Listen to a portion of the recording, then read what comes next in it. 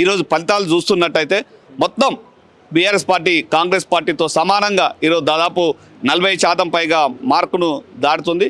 అంటే ఈరోజు ప్రజలు ఏం చూస్తారంటే 2 సంవత్సరాల కాంగ్రెస్ పాలన 10 సంవత్సరాల బీఆర్ఎస్ పాలనను కంపేర్ చేసుకున్నప్పుడు రేవంత్ రెడ్డి కేవలం ఒక ప్రజలను మభ్యపెట్టే విధంగా ఆశ చూపే విధంగా కేసీఆర్ గారు 2000 పెన్షన్ ఇస్తే నేను 2500 ఇస్తా, కేసీఆర్ రైతు బంధు 10,000 ఇస్తే నేను 15,000 ఇస్తా, కేసీఆర్ గారు అది చేస్తే ఇది చేస్తా అని చెప్పి ఒక వేలం పాట పాడినట్టు ఓటర్లను కేసీఆర్ గారు కళ్యాణ లక్ష్మి ₹1,00,000 ఇస్తే నేను తులం బంగారం ఇస్తా అని చెప్పి మోసం చేసి ప్రజలను ఆశపెట్టి అధికారంలోకి వచ్చిండు.